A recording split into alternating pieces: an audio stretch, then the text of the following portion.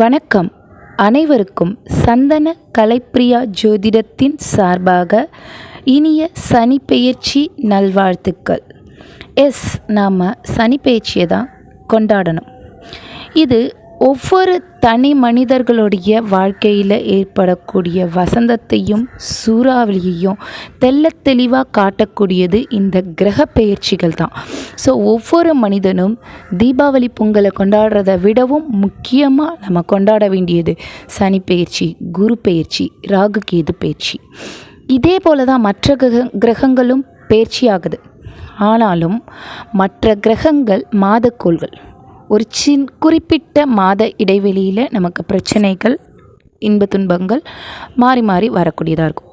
ஆனால் இந்த சனியோ குருவோ ராகு கேதுவோ ஒரு நீண்ட நாட்கள் ஒரு இடத்துல இருக்க போகிறாங்க. நீண்ட நாட்கள் ஒரு இடத்துல இருக்க போகிறாங்கன்றப்போ அவங்க கொடுக்கக்கூடிய நன்மை தீமை ஆகட்டும் எதுவாக இருந்தாலும் நீண்ட நாட்கள் இருக்கும். ஸோ ஆகமொத்தம் கண்டிப்பாக எல்லாரும் கொண்டாட வேண்டிய ஒரு முக்கிய விசேஷ தினங்களில் 3 சொல்லணுன்னா சனிப்பெயர்ச்சி, குரு பெயர்ச்சி, ராகு கேது பெயர்ச்சி. நேத்திக்கு சனிப்பெயர்ச்சி ஆயிருக்கு. ஸோ கிட்டத்தட்ட நம்ம ஒரு நாளை கடக்க போகிறோம். ஸோ இந்த சனிப்பெயர்ச்சி உங்களுடைய ராசிக்கு எப்படி இருக்குன்றதை பார்க்கலாமா? முதல்ல நம்ம பார்க்க போகிறது மேஷ ராசி. மேஷ ராசி அன்பர்களுக்கு 7 சனி ஆரம்பமாயிருக்கு. 12ஆம் இடத்துல சனி இருக்குது. 7 சனின்னொன்னே நீங்கள் ரொம்ப பயப்பட வேண்டிய அவசியம் கிடையாது. உங்கள் ராசியே அவருக்கு பகை வீடு தான். அங்கே அவருடைய தந்தை இருக்கார், அதுவும் உச்சமாக இருக்கார். இப்போவே தந்தையோடு இருக்கார். இந்த ஒரு 15 நாளுமே ஆரம்பமே அவருடைய தந்தையோடு இருக்கும்போதே ஒரு பிணக்கு இருக்கும். அடுத்த 2.5 வருஷ காலங்கள்லேயும் தந்தை உச்சமாகக்கூடிய வீடு. அந்த இடத்துல சனி கொஞ்சம் பவர் கம்மி தான்.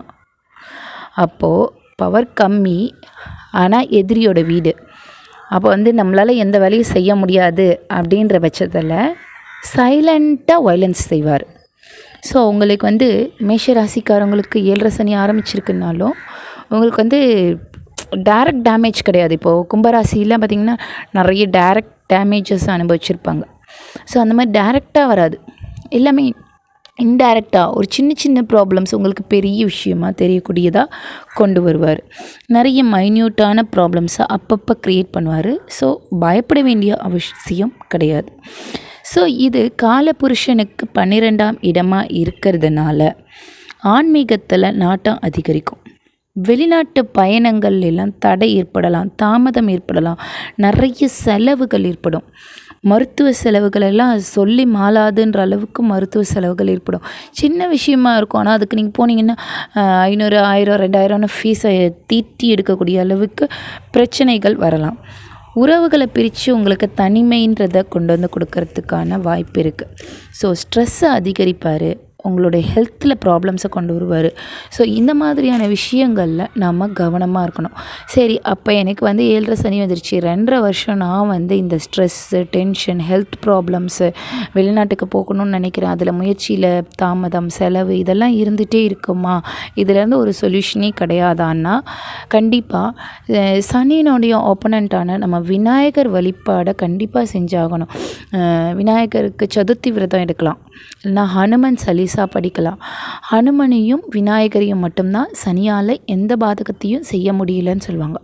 அப்படி இருக்கும்போது ஹனுமனையும் விநாயகரையும் விடாமல் வழிபடுங்க. சனிக்கு அப்பப்போ எல் தீபம் ஏற்றுங்க, எல் தீபம், நல்லெண்ணெய் தீபம் ஏற்றுங்க, காகங்களுக்கு உணவிடுங்க. ஸோ இதெல்லாம் நீங்கள் செஞ்சுட்டு வரும்போது சனியினுடைய தாக்கங்கள் குறையும். நன்றி, வணக்கம்.